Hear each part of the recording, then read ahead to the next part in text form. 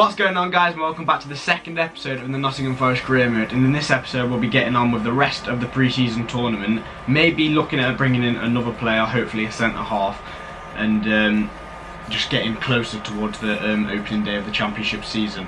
Now, we've received a transfer offer for Matty Cash. In the last episode I said I want to turn him into a right winger and he'll be our main right winger. He's worth, they've offered 1.6 million for him at the age of 19. So he's going to be a good player in the future, so I'm going to reject that and hopefully get an offer in for Matt Mills or Danny Fox. We've got another offer for Matty Cash again, 1.6 million again, but this time it's from Wurzburger. I don't know where they're from, but he's not going anywhere. So Matty Cash stays at the club. Now we're going into the first game in the knockout stages of the pre-season tournament. We're against Heracles, same team as last time with Chilwell in at left back. Hopefully we can get the win, go into the next round and obviously get some more money to spend on a new centre half. Vermage scores for Heracles, not good at all. Come on Forest, pull it back.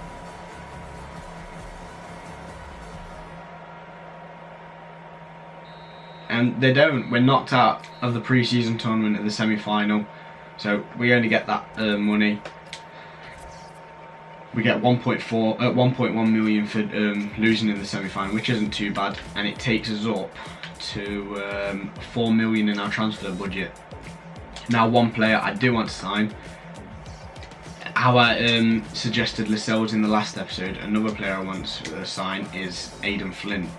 It's either him or Jamal Lascelles. Jamal Lascelles is a lot younger than Aiden Flynn, but Aiden Flynn is championship level and will probably be cheaper than Jamal Lascelles. Look, 3.2 million, as you can see there on your screens, when Lascelles is 6 million and they're asking between 7.3 and 9.9. So Flynn is the younger man, older man, but cheaper. So we're going to offer for Lascelles, see if we can get any type of deal over the line. I doubt we can, but we're going to try, because I prefer him over Flynn because of his age. It'll be a good asset to us later on in the career mode when we're in the Premier League. Right. Anyone we want to get, let's try. They probably won't accept it, but let's try and get rid of Matt Mills, and then maybe some money on top of that. They're looking to bring in a striker.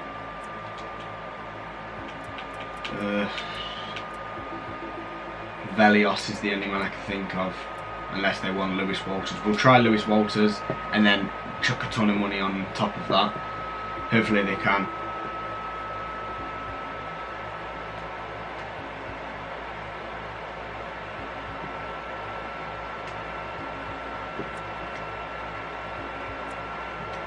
Right, so they want 6 million and Lewis Walters. I can't go with 6 million. We'll try 4.5 million and see what they say from there. And we're not going to add a sell-on clause because his age.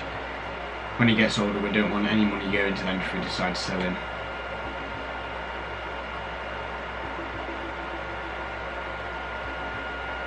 $8 million they want to sell him for.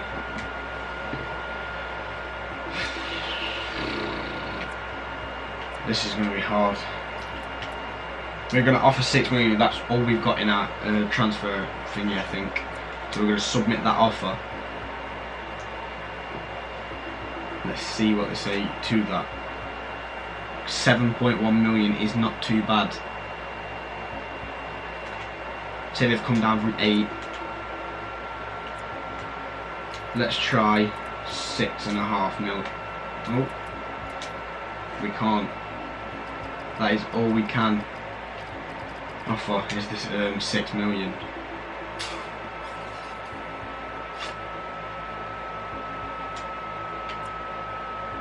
I'm not sure. Let's try and edit the sell-on clause and go up to 10% with 6 million and submit the offer. So 10% is 6 million instead of 5% is 6 million.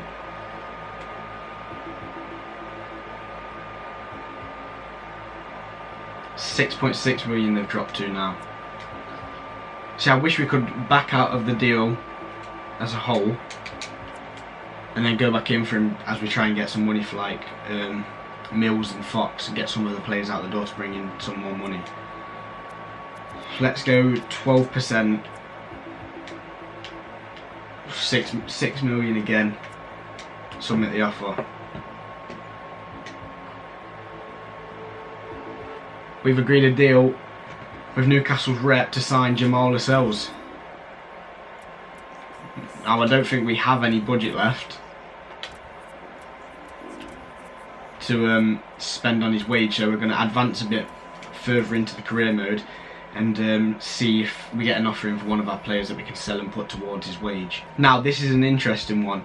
I've got an offer for Michael Mancienne of 2.15 million.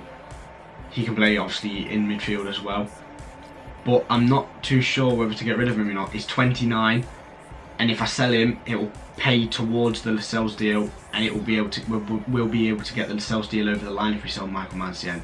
Although he is out, if Lascelles does come, he would be our second rated. But I want to start Worrell instead of him because Worrell's a lot younger and he's got room to grow.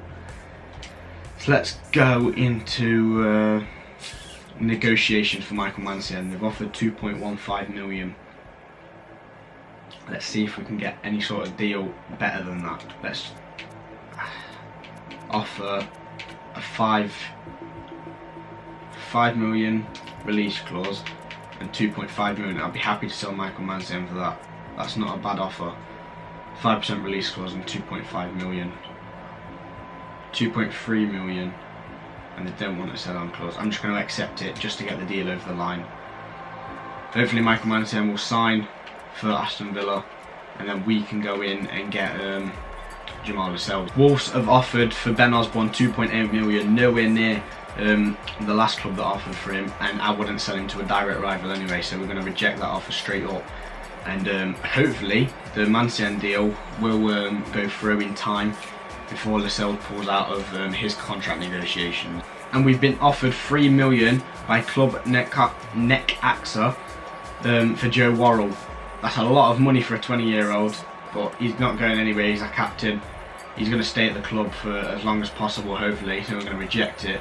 And maybe in like a season or two we're worth 10-15 million, so I think that's a good bit of business, trying to keep him at the club. So we've lost out on Jamal Lascelles. As you can see, my agent and I are disappointed that you haven't approached us as we were open for negotiations. Beginning negotiations at this point is useless, so please don't contact us anymore.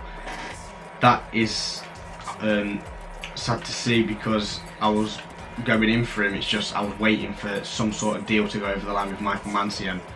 So the stall on that deal is what's kept it behind, if you know what I mean. So we can't even go back in for him, so it looks like we're going to have to turn our interest to Aiden Flynn, 28 or 29 or whatever it is. Not the centre-half I was hoping for, but we need to get one in now where Michael Mancienne is going. We'll try and go for a player, centre-back, and we'll try and go Matt Mills again. See if they accept that and money. Looking to bring in a midfielder.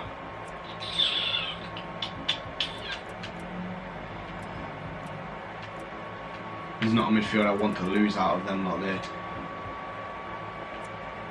So we're going to offer a transfer fee instead. We're going to go for 3.2 million. We're going to put his value down on the table and see if they accept that.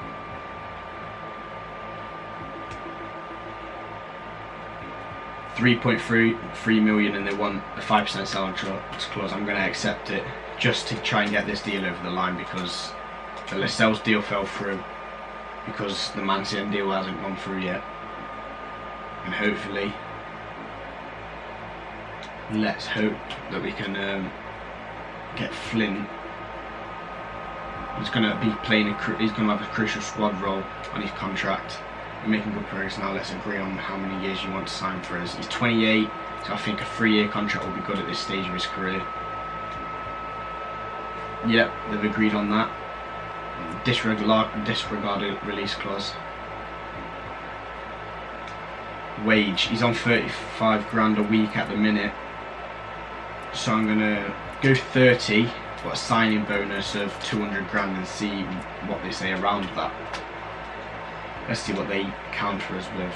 That's fair. If we can agree on that wage, we'll be looking for a signing bonus of 430 grand and 490 grand after 15 appearances.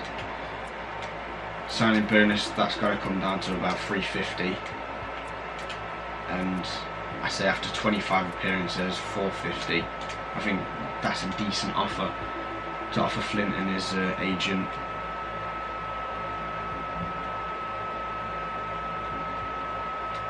I'm just going to accept it just to get the deal over the line.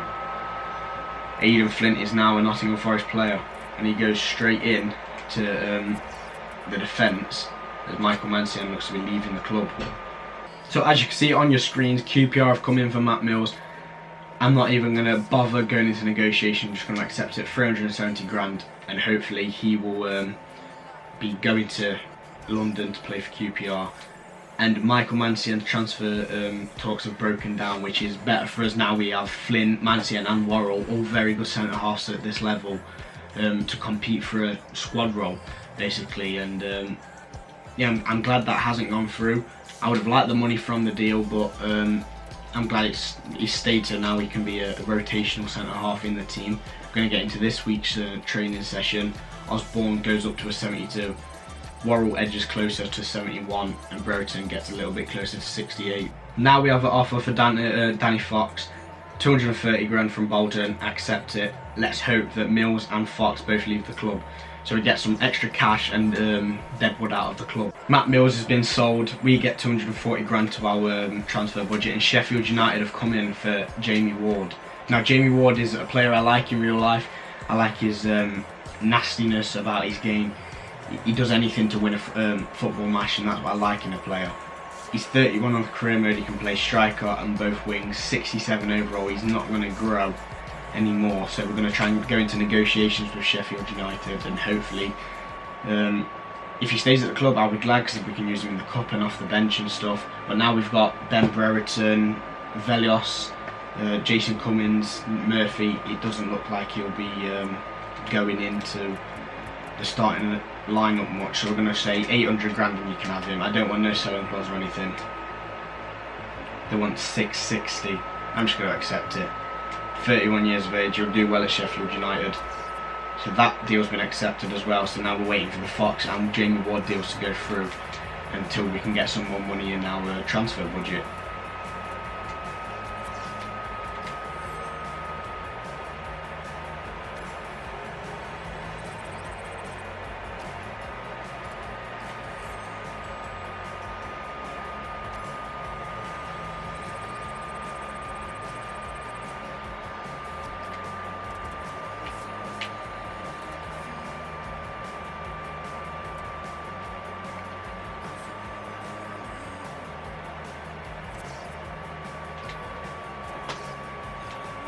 We have a loan offer for Jordan Gabriel from Morecambe, 1 year loan. I'm going to accept it. Hopefully he can agree personal terms like the wage and silly things like that. Get him some good growth at 18, 56 overall. Hopefully he can come back as a 60 and then we can start to grow him and turn him into a first team right back.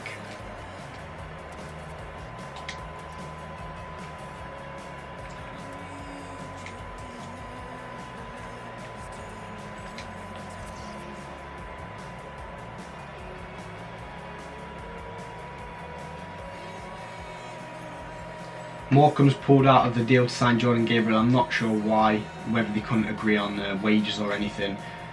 And Danny Fox has been sold to Bolton, so we get 150 grand of that. And another thing I wanted to do, because it's a big ask this season by the board, is youth development. Now I can't go for the 1.2 million because I've only got 1.1, so I'm going to have to go for one of these two. They've both got the same, so I'm just going to go for him and send him to England for 9 months to try and bring back another youth player to get in the starting 11. Jamie Ward has now been sold to Chris Wilder's Sheffield United. In real life we played him on the weekend, got the win.